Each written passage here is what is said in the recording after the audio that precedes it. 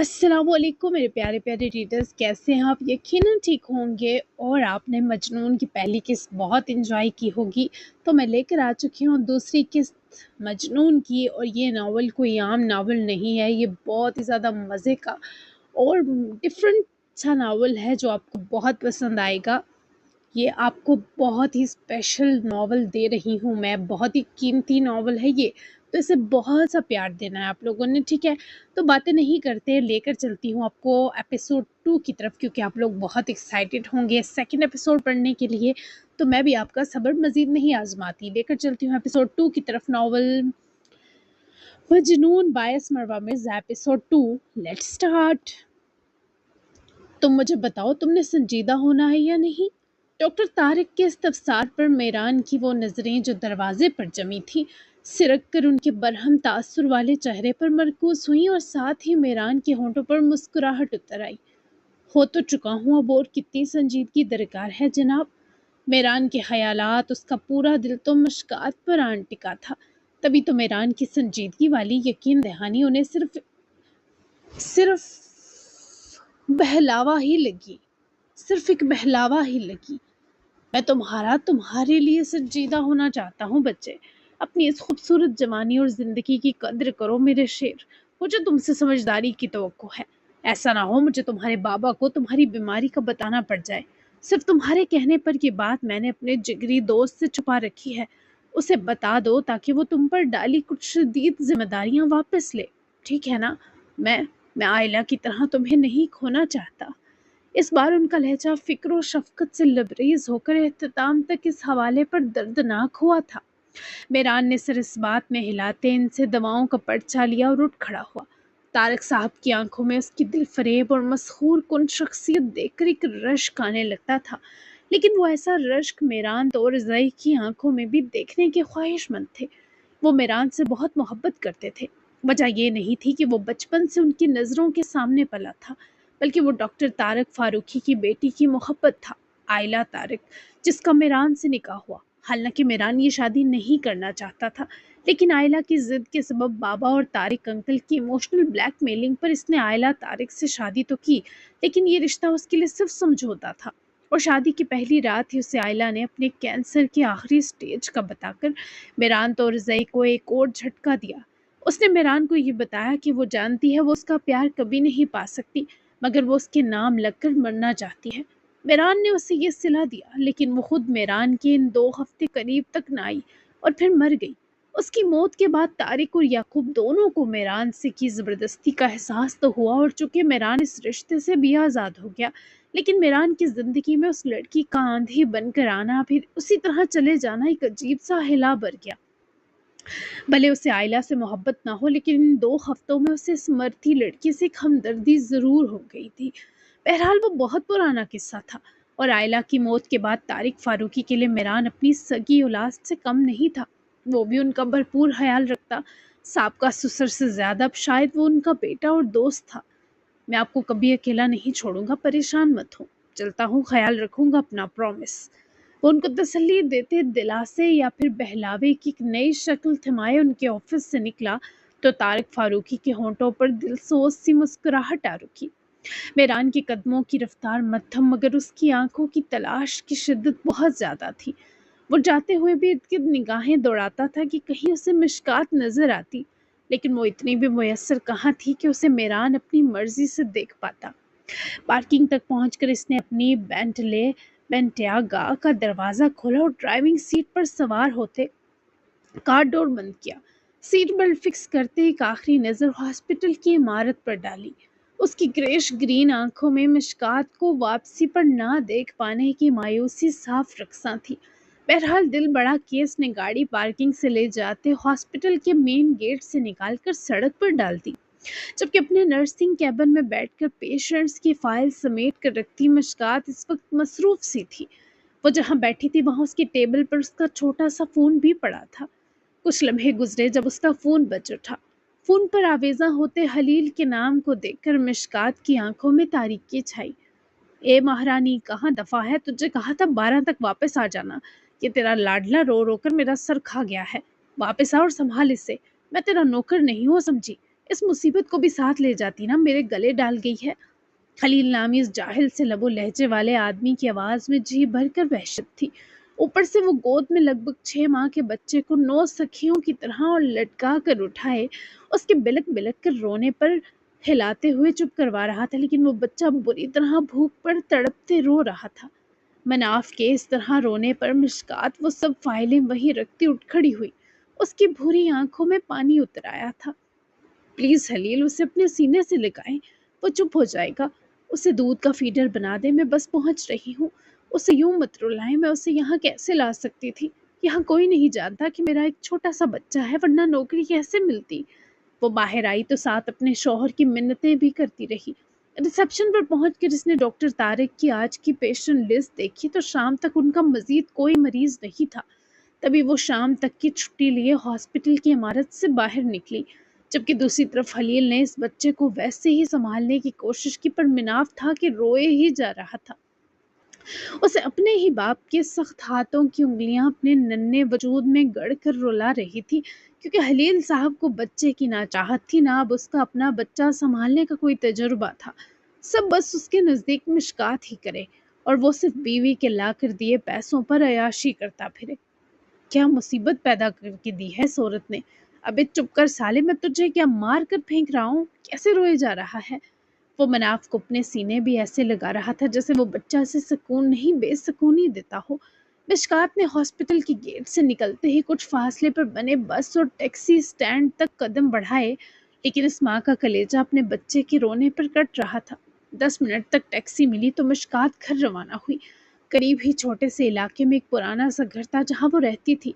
ये घर भी उसे उसके वालिदैन ने दिया ताकि कम से कम बेटी के सर पर छत तो रहे, मगर उसके 2 पोर्शन हलील साहब ने बेच दिए थे। अब एक निचला पोर्शन था जो बच चुका था। मशकात के वालिद की वफात हो चुकी थी, जबकि वालदा भी दमे की मरीजा थी। आजकल वो भी हस्पताल में दाखिल थी, मगर हस्पताल सरकारी था तो उनके इलाज और देखभाल का खर्चा मशकात पर नहीं था, लेकिन वो उधर भी अटकी हुई थी, क्योंकि दिन में एक बार उसे वहां भी जाना होता था। जबकि मशकात की वालदा निमरा साहिबा के हस्पताल दाखिल होने की देर थी कि उनके इकलौते दामाद ने उनके घर को भी बेचने के लिए लोग देखने शुरू कर दिए थे, क्योंकि उसने यही उम्मीद की थी कि निमरा साहिबा भी जल्द अल्लाह को प्यारी हो जाएंगी, फिर उनका घर इससे पहले किसी और के हाथ लगे उनका दामाद ही संभाल ले।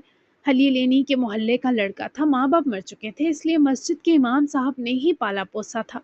बस इन्हीं की जुबान पर निमरा साहिबा और उनके शोहर जलाल साहब ने अपनी इकलौती बेटी उसे थमाई कि चलो सास ससुर और नंदो देवरों का झंझट ना होगा और उनकी बेटी सुखी रहेगी। लेकिन फिर दामाद ने जब शादी होते ही अपने मनहूस लालची और नाकारा होने वाले रंग दिखाए, तब वो बेचारे माँ बाप बस सर पीटने लायक रह गए, क्योंकि उनकी बेटी की जान तो फंस गई थी। क्योंकि खलील एक नंबर का ओबाश निकम्मा और जवारी था, मुफ्त बैठकर खाने की गंदी आदत थी, काम काज करने में एक नंबर का चोर, ऊपर से वो उम्मीद से भी हो गई थी। इसी बेटी की परेशानी में जलाल साहब को दिल का दौरा पड़ गया और अब निमरा साहिबा भी शायद अपने आखिरी दिन जी रही थी। वो घर के बाहर उतरी और दरवाज़ा खोलकर घर में दाखिल हुई तो उसे मनाफ बाहर लाउंज के सोफे पर लेटा हाथ पैर चलाकर रोता नजर आया। तो मिशकात ने अपना बैग वहीं टेबल पर रखा और मनाफ को अपनी बाजुओं में उठाकर सीने से जोड़ लिया। माँ का सीना नरम आगोश और मिशकात के नरम हाथों की गिरफ्त मिलते ही वो हिचकियों से रो रो कर आता हुआ बच्चा यूं चुप हुआ जैसे किसी ने उसे जलती धूप से निकालकर छांव में रख दिया हो। मम्मा की जान, बस बस, मैं आ गई अपने बच्चे के पास। मैं पेटू भर कर गई थी ना, फिर भूख लग गई। मेरी जान, मुझे माफ कर दो, तुम्हारे इतने आंसू बह गए। बस बस, मम्मा आ गई हैं अपने मनाफ के पास, मेरे दिल का टुकड़ा। बोलते हुए मुश्कात की आवाज टूटी और आंख से भी 2 आंसू टूट गिरे, लेकिन वो बच्चा माँ की आगोश में हर दर्द और भूख भूल कर सुकून में आ गया था। मिशकात ने उसकी बारी बारी आंखें चूमी और किचन में उसे लिए आई, जहां चूल्हे के पास हलील खड़ा अपने फोन पर गेम खेल रहा था, जबकि मनाफ के फीडर का दूध चूल्हे पर उबल उबल कर सूख चुका था। मनाफ ने मिशकात ने एक आजरदा निगाह इस शख्स पर डाली। आ गई हो तो खुद आ गई है तो खुद संभाल अब इसे। मैं दोस्तों के साथ गेम खेल लूं, शाम में मैच भी है, तो अब घर ही टिकना, अगर जाना भी हो तो इसे साथ ले जाना। वो मिशकात को हुक्म सुनाता हुआ किचन से निकला तो मिशकात ने اپنی آنکھوں کے آنسو ایک ہاتھ سے رگڑتے مناف کو اپنے گلے سے لپٹایا اور خود چولہا بند کیے وہ سوکھے دودھ والا برتن کپڑے سے اٹھا کر سنک میں رکھتے فریج کھولی تو وہاں دودھ کی دیگچی میں پڑا دودھ مناف کے لیے کافی نہ تھا۔ اس بچے کے لیے ماں کا دودھ تو پہلے ماں ہی نہ کافی تھا، کیونکہ وہ بہت صحت مند بچہ تھا۔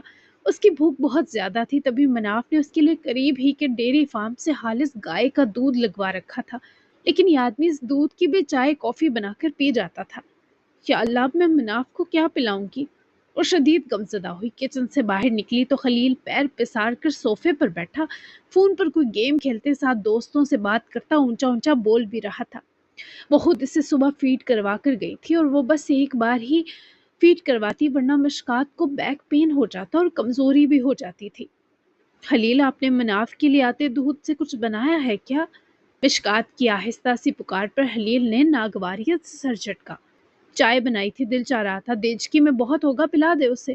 خلیل کے شفاق اور لاپرواہ جواب پر مشکات نے گہرا سانس لیا اور واپس کچن میں گئی۔ اس تھوڑے سے دودھ کو گرم کیے اس نے مناف کے لیے بچوں والا نرم دلیا بنایا، کیونکہ اب وہ دلیا بھی کھا لیتا تھا۔ وہ اسی لیے دلیے کا چھوٹا سا باؤل لیے کمرے میں گئی تو پورا کمرہ بھی سادگی نے بکھیر کر رکھا تھا۔ مشکات نے بستر سے کپڑے پڑے کیے اور آہستگی سے مناف کو نرم تکیے پر سر رکھوا کر لیٹایا، پر وہ مشکات کے دور کرنے پر اس سے پہلے پھر سے روتا۔ وہ بیٹھ کر دلیے کا چھوٹا سا باؤل سائڈ رکھتی بیٹھے بیٹھے جھکی اور مناف کی گالوں کو چومنے لگی۔ اس سے اس بچے کو دلاسا سا ہوا کہ اس کی ماں اس کے پاس سے دور نہیں جا رہی۔ مما کا صبر والا بیٹا، ابھی ہم یمی سا کھانا کھائیں گے میری پیاری جان۔ وہ مشکات پر تھا اسی کی طرح بہت پیارا اور معصوم، ایسے لگتا جیسے وہ کم سن سی مشکات اس بچے کے روپ میں اس لاپرواہ عمر کو جینے لوٹ آئی ہو جو اس سے جلدی شادی ہونے کے سبب چھن گئی۔ وہ 18 کی بھی نہیں ہوئی تھی جب اس کا خلیل سے نکاح ہو گیا اور 19 سال کی عمر میں وہ ایک بچے کی ماں بن گئی۔ خلیل سے اسے کوئی شکوہ نہیں تھا جب تک وہ اسے تکلیف پہنچاتا تھا، لیکن اب جب وہ اپنے بچے کے لیے ایسے ظالم بنتا تو مشکات کو اس شخص سے وحشت ہونے لگتی۔ بہت سا پیار کرنے کے بعد مشکات نے مناف کو وہ دلیا کھلایا جو اس بچے نے بہت خوشی سے کھایا، اور مکمل کھانے کے باوجود اس کی بھوک نہیں مٹی تھی کیونکہ وہ اور مانگ رہا تھا۔ ابھی میری جان سوچا ہے میں واپسی پر کچھ اضافی دودھ لے آؤں گی تاکہ تمہاری بھوک مٹ سکے۔ میری جان بڑی ہو رہی ہے نا، تبھی اتنی ساری بھوکیں لگ جاتی۔ ماما کا پیارا سا دل۔ مشکات نے اسے گود میں اٹھا کر سینے لگایا تاکہ وہ یہ دلیا ہضم کر لے، جبکہ مشکات نے اسے کچھ دیر اپنے سینے سے لگایا ہی جب مناف نیند میں چلا گیا۔ اس کا مدھم مدھم سانس لینا دیکھ کر مشکات نے اسے اسی طرح اٹھایا اور اس کے بیبی کاٹ میں جھک کر مناف کے نرم بستر پر لٹاتے اس پر باریک بلینکٹ اوڑھایا۔ ابھی مارچ کا آغاز تھا لیکن یہاں ابھی بھی بچوں کے لیے شدید ٹھنڈک تھی۔ مشکات نے کچھ دیر اس کی نیند گہری ہونے کا انتظار کیا، پھر کمرے کی اضافی روشنیاں بجھائے وہ دروازہ بند کرتی باہر نکلی۔ اس کا ارادہ یہی تھا کہ وہ پہلے مناف کے لیے دودھ لے آئے، پھر اسے گرم کر کے واپس ہاسپٹل جائے۔ ابھی وہ بیگ تک پہنچی ہی تھی کہ خلیل نے اپنا موبائل آف کیے وہیں پھینکا اور اٹھ کر مشکات کی راہ میں حائل ہوا۔ کہاں جا رہی ہے؟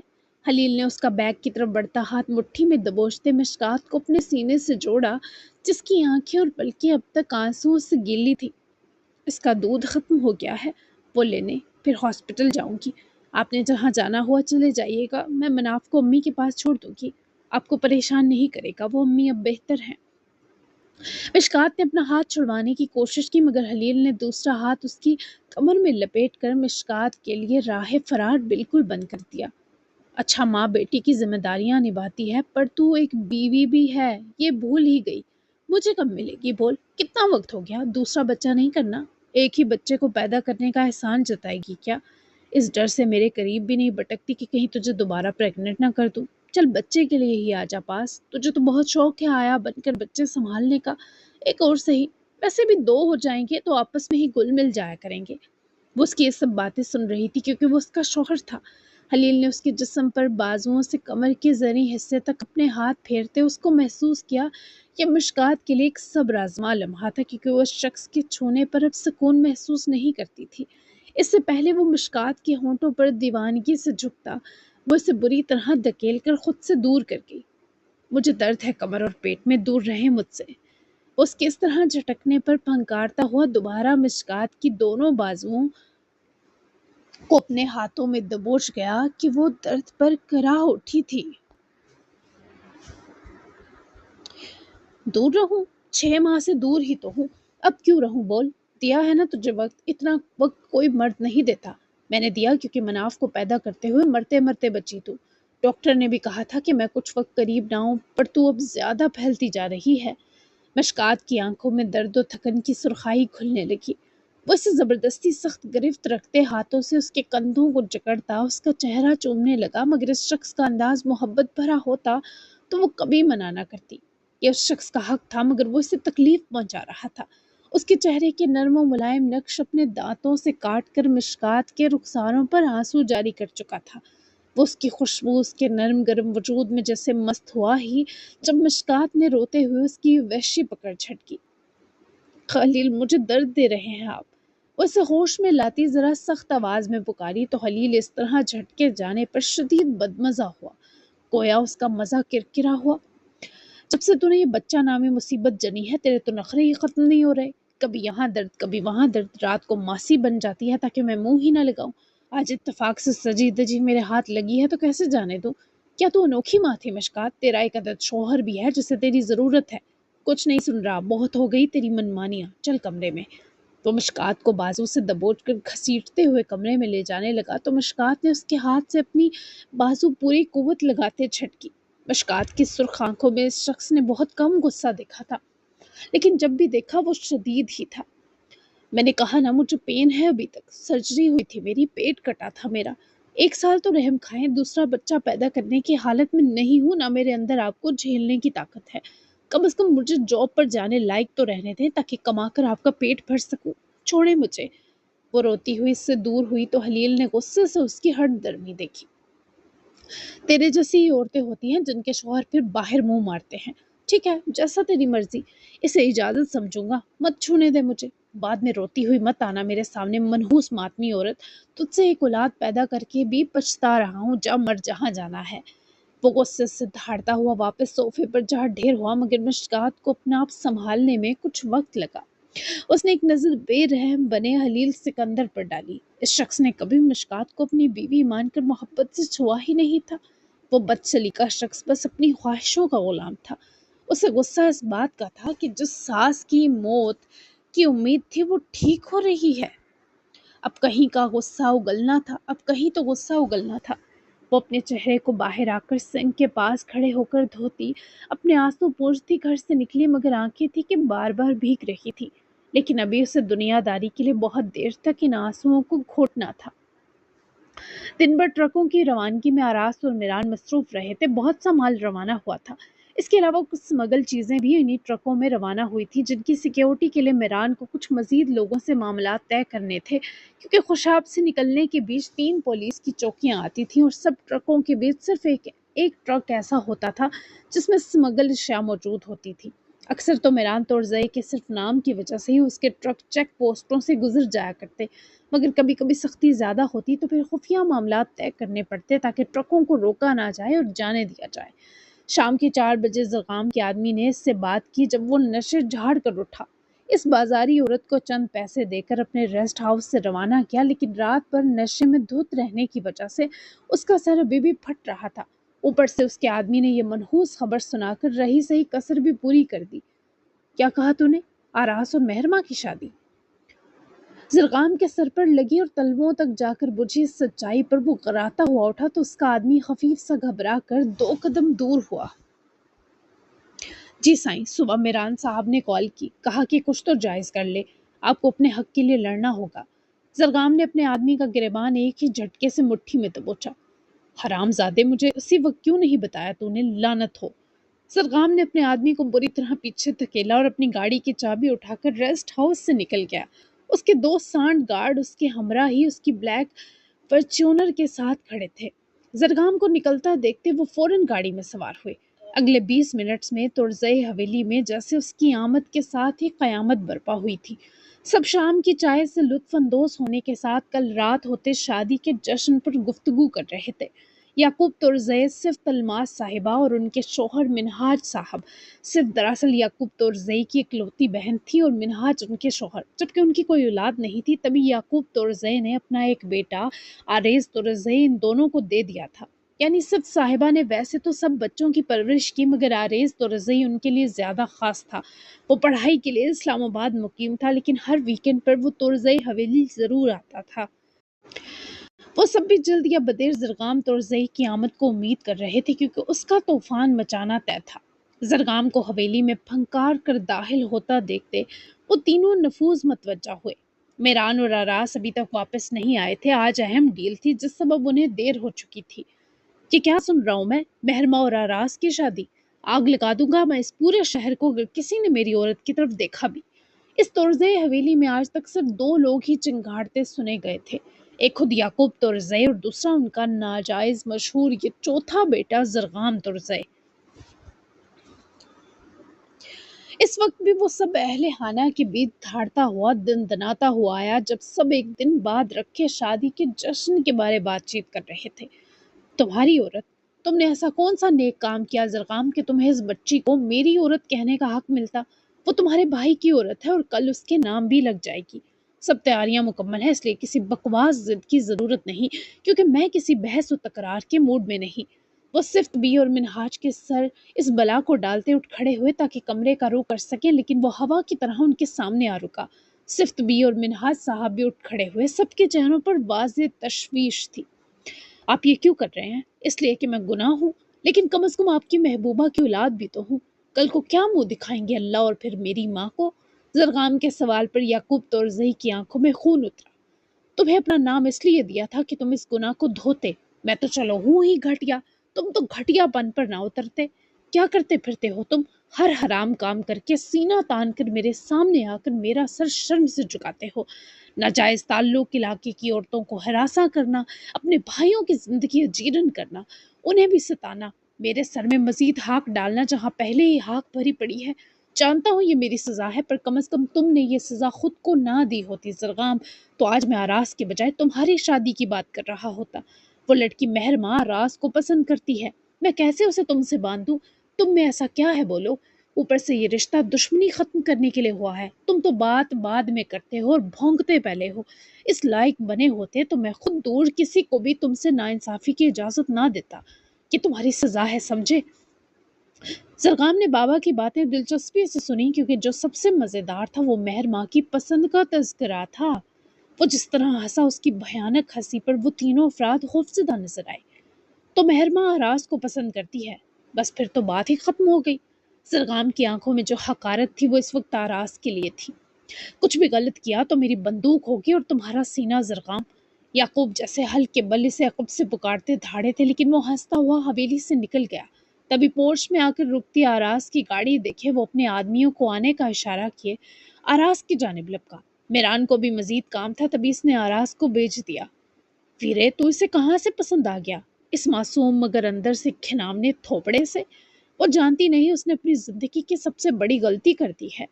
सरगाम ने जिस तरह आरास का चेहरा जबड़े से दबोच कर हकारत लुटाई, आरास ने उसका हाथ पकड़कर खुद से दूर किया। क्या मतलब है तुम्हारा? किस किस्म की बकवास है ये? आरास का खून खोला तो आगे से जरगाम पागलों की तरह हंसा। बकवास बकवास तो तुझे कल पता लगेगी वीरे। तूने और इस मेहरान ने कभी मेरा वजूद कबूल नहीं किया। अरे इसको मैंने अपने साथ मिलाया क्योंकि वो मासूम सा बच्चा है। मैंने भी नहीं किया क्योंकि मुझे तुम तीनों भाइयों से नफरत थी। तुम तीनों ने मिलकर जरगाम तुरज़ई के हक खाए हैं। मेरी माँ की मौत की वजह वो याकूब तुरज़ई नहीं बल्कि तुम तीनों हो। और अब तो मेरी औरत तक आ गया। और अब तो मेरी औरत तक आ गया। आरास ने सिर झटक कर सांस ली, क्योंकि जरगाम की गुफ्तगू आरास का दिमाग घुमा रही थी। मुझे ना तो तुम में दिलचस्पी है ना तुम्हारी इस औरत में। सुना तुमने ज़रगाम? जो कहना है अपने बाबा साईं से कहो, क्योंकि वो सर पर फैसले थोपने के शौकीन हैं। मैं ये शादी नहीं करना चाहता, ये बात मैं उन्हें बता चुका हूँ, इसलिए मेरे सर चढ़कर नाचने की ज़रूरत नहीं तुम्हें। हटो। आरास ने अपना तहम्मुल और नरमी एक तरफ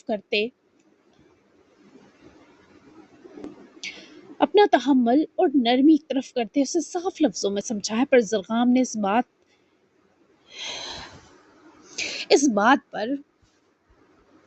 इस बात पर सीधे ज़बां आरास की गर्दन दबोच ली। بالکل ویسے جس طرح وہ کئی سالوں سے آراز کی گردن دبوچ کر اسے ڈراتا اور دھمکاتا تھا، کیونکہ وہ آراز سے بڑا تھا اور آراز کو اس شخص سے عجیب سا خوف بھی آتا تھا۔ اس وقت بھی زرگام کے ہاتھ کی پکڑ ایسی تھی کہ آراز کا سانس دب گیا، لیکن آراز نے اپنی گردن چھڑوانے کی کوئی کوشش نہ کی۔ تو جب وقت نہ ہوگا کیونکہ تو نے میری عورت کے دل میں اترنے کی غلطی کی ہے، میں اس کمینی کا وہ دل ہی نوچ لوں گا جس میں اس نے تیری چاہت بری۔ پہلے وہ مرے گی پھر تو مرے گا ویرے، تو مجھ سے نہیں بچے گا آراز۔ زرغام نے نفرت سے دھمکی دیتے آراز کو پرے دھکیلا جب ٹھیک اس کا سانس بند ہونے کے دہانے تھا۔ آراز کے جسم کا سارا لہو اس کے چہرے پر سمٹ آیا تھا۔ یہ آج کی بات نہیں تھی، یہ 17 سال پہلے کا قصہ تھا جب وہ بابا کا اچانک سے نمودار ہوتا ایک چوتھا بیٹا زرغام اس حویلی میں آ گیا تھا، اور وہ بچہ یہاں صرف انتقام کی غرض سے آیا۔ اس کی ماں نے اسے ترزے والوں کے خلاف بم بنا کر بھیجا تھا۔ وہ اپنے باپ سے، باپ کے تینوں بیٹوں کی نفرت سے بھرا تھا۔ آریز تورزئی کو تو بچپن ہی سے صفت بی نے گود لے لیا، تبھی وہ کم از کم زرغام کے تشدد اور ٹارچر سے محفوظ رہا۔ میران سمجھدار اور بڑا تھا، تبھی زرغام اسے بھی دھمکا ڈرا نہ سکا، تو رہ گیا صرف آراز، اور بچپن سے ہی آراز میں ایک ڈرے بچے کی روح بسی تھی، اور زرغام نے اپنے انتقام کے لیے آراز کے ڈر کو چنا۔ وہ اسے پچھلے 17 سالوں سے ذہنی، قلبی اور فزیکلی ٹارچر کرتا تھا۔ اس نے آراز کے اندر کا اعتماد مار دیا، اس سے ہمیشہ برے لہجے میں بات کرتا۔ آراز کے اندر یہ ڈر اس لیے تھا کہ وہ فطری طور پر حساس تھا، لیکن اس شخص نے آراز کی حساسیت کے خوب مزے لیے، اس پر روب جماتا تھا، اور بالکل ایسے جسے آج گردن دبائی پچھلے 17 سالوں سے آراز کے ہر انکار پر اسے زرغام کی جانب سے یہی ملا۔ غلطی زرغام کی نہیں تھی، اس کی ماں کی تھی جس نے اپنے انتقام کے لیے اپنی ہی اکلوتی اولاد کو جانور بنا کر رکھ دیا۔ میں تمہارے اس ٹارچر سے تھک چکا ہوں زرغام، اب اگر تم نے دوبارہ مجھے ہاتھ لگایا تو میں میران لالا کو ہر چیز بتا دوں گا، وہ تمہیں موت سے کم کی سزا نہیں سنائیں گے۔ وہ اس وادی کے بے رحم منصف مشہور ہیں، یاد رکھنا، اور میں یہ بکواس دوبارہ نہیں دہراؤں گا کہ میں یہ شادی نہیں کرنا چاہتا۔ آراز کے اندر آتی اس ہمت کا نظارہ کیے زرغام نے کمینکی سے کہکا لگایا، ارے میرے ڈبو ویرے، تیری بھی آواز نکلنے لگ گئی۔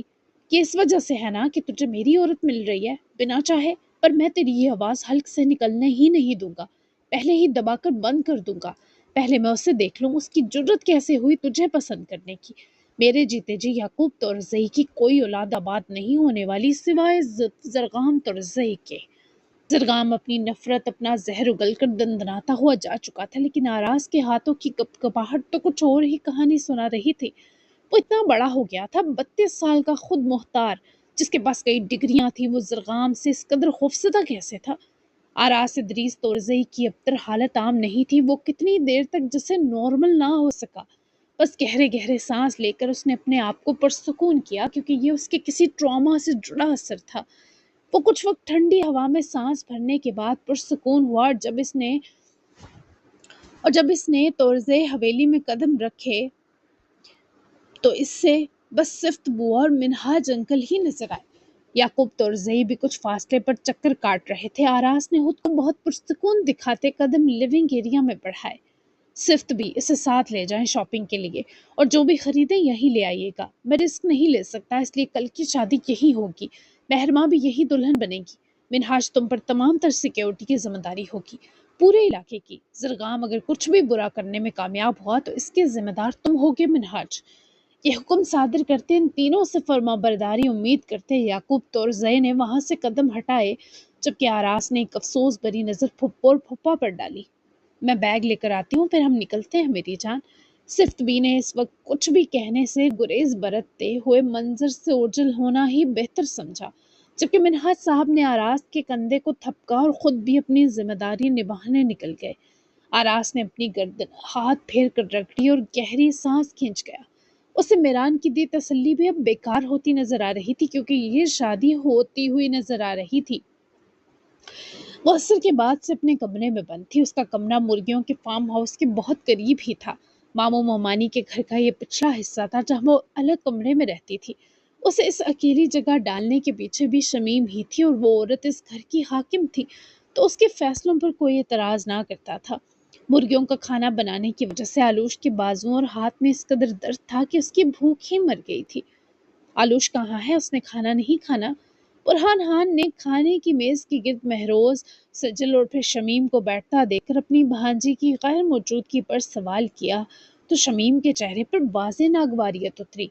کھا لے گی جب بھوک لگے گی مہارانی کو، 2 کام کیا کر لیے، تھک کر ٹوٹ گئی ہے، اثر سے آرام فرما رہی ہے اب کی چہیتی۔ شمیم کے کڑوے لہجے پر برہان اور سجل کو برا محسوس ہوا، البتہ مہروز تو کھانا شروع بھی کر چکا تھا۔ یہ سب شکل و صورت کے پیارے تھے، ایک تو خان ہونے کا اثر، پھر وراثتی حسن کا بھی ہاتھ تھا۔ 2 کام مطلب؟ برہان صاحب کے استفسار پر شمیم نے اپنی پلیٹ میں مٹر قیمہ ٹھوس کر بھرا۔ مرغیوں سے پورا کھیت خراب کروانے پر اسے مرغیوں کا کھانا بنانا پڑا، بس اتنا سا کام، شمیم نے تفاحر سے بتایا تو سجل اور برہان صاحب کے چہرے پر اداسی چھا گئی، البتہ مہروز محظوظ ہو رہا تھا۔ خدا کی بندی، اس سے اتنا سخت کام کروایا، بچی ہے وہ شمیم، تھوڑا تو خدا کا خوف کرو، تم کیا یہی کام سجل سے بھی کرواتی ہو، بولو۔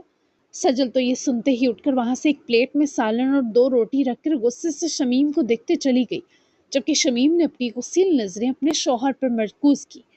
سجل اس کی طرح ہٹ دھرم نہیں، نہ ہی میرے سینے کا بوجھ ہے، اور آپ نے اس کی مزید طرفداری کی تو مجھ سے برا کوئی نہ ہوگا خان۔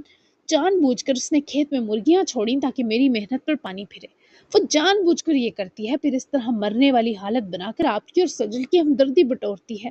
میں کہے دے رہی ہوں، کوئی رشتہ دیکھ کر اسے چلتا کر دوں گی کچھ دنوں میں، مزید یہ سر درد میں نہیں جھیلوں گی۔ شمیم کے لہجے کا یہ زہر تو برہان خان کے علم میں تھا، لیکن اب یہ لفظی بہتان بازی اپنی حد سے بڑھ چکی تھی۔ بس شمیم، وہ میری بہو بنے گی، اگر تمہیں اسے جلدی بہو بنانا ہے تو مجھے اعتراض نہیں، کل کے بجائے آج بنا لو، میں اپنی بہن کی بیٹی کو اپنی نظروں سے اوجھل نہیں ہونے دوں گا، وہ یہی رہے گی مہروز خان کی بیوی کی حیثیت سے۔ یہ بات پہلے میں نے ڈھکے الفاظ میں بارہا کہی، مگر آج صاف لفظوں میں کہہ رہا ہوں۔ برہان خان کے فیصلے کی دھمک نے جیسے ان ماں بیٹے کی بھوک ہی مار دی۔ کیا میں اس سے کیوں کرنے لگا شادی؟ مجھے تو وہ ایک آنکھ نہیں بھاتی ڈرامے باز لڑکی بالکل اپنی ماں پر گئی ہے۔ مہروز کی چلتی زبان اور شمیم کا اسے نظروں سے شہ دینا برہان سے چھپا ہرگز نہ تھا۔ تم اس کی ماں کو اتنا ہی جانتے ہو بدبخت جتنا تمہاری ماں نے زہر میں گھول کر تمہیں بتایا۔ میری بہن میری جان تھی اور اس کی بیٹی بھی میرے جگر کا ٹکڑا ہے۔ وہ بچے حیدر اور جائشہ کا جائز ہون ہے، وہ میرے پاس ان کی امانت ہے، اور میں برہان خان اس امانت کا خیال رکھنا جانتا ہوں۔ کان کھول کر سن لو تم، اگر مزید ایک بار بھی تم نے آلوش کے لیے ایسے الفاظ کہے تو اس کا انجام تمہاری اور اس کی شادی ہوگا مہروز خانہ۔ وہ اٹھے اور صاف لفظوں میں ان ماں بیٹے کو دھمکا کر وہاں سے چلے گئے۔ کھانا بھی نہیں کھایا اور اذان ہو رہی تھی تبھی وہ گھر سے مسجد کے لیے نکل گئے، لیکن میز پر کافی دیر تک سکتہ پھیلا رہا۔ میں اس سے شادی نہیں کرنے والا۔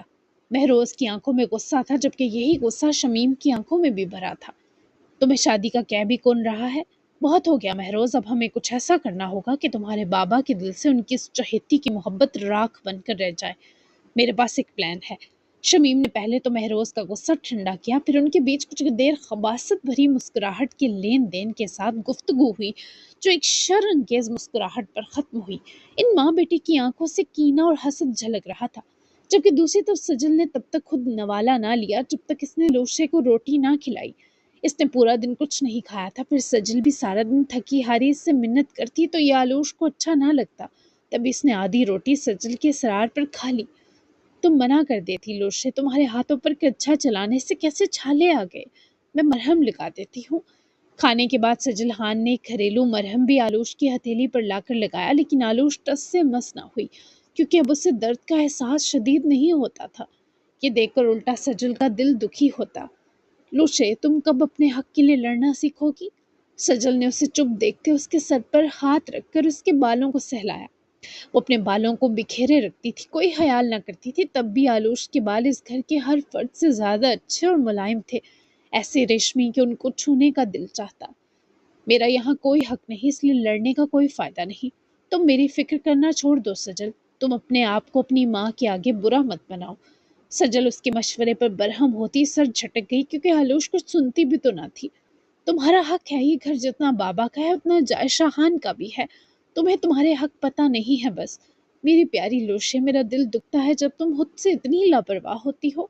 سجل نے اس کا ہاتھ اپنے ہاتھ میں لیے ہلکا سا دبانا چاہا، پر لوشے نے اپنا ہاتھ کھینچ لیا۔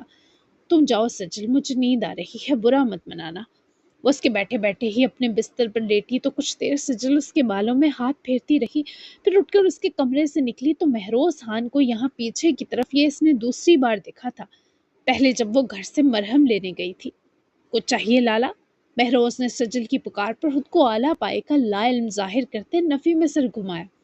नहीं, मुझे क्या चाहिए होगा लड़की? वो जरा अखड़ा और सजल पहले ही दुखी थी, इस पर तो बरहम सी हो गई। जब आपको कुछ चाहिए नहीं महरोज खान, तो नौशे के कमरे के बाहर चक्कर काटने का मकसद क्या वजह है इसकी? सजल की आंखों में अपने ही भाई के लिए शक देखते महरोज ने अपने चेहरे की घबराहट को हर मुमकिन छुपाया। अब वो सजल को थोड़ी बता सकता था कि उसकी और उसकी माँ के लोशे को इस घर से निकलवाने के प्लान पर अमल दरामद होने जा रहा है। लोशे को सजल और उसके मामू बुरहान खान की नजरों में गिराने के लिए चक्कर काटे जा रहे थे, और सजल खान की छठी हिस्स उसे इशारा दे गई। जी जनाब, तो कैसी लगी आपको आज की एपिसोड? कल की एपिसोड यहीं से स्टार्ट होगी।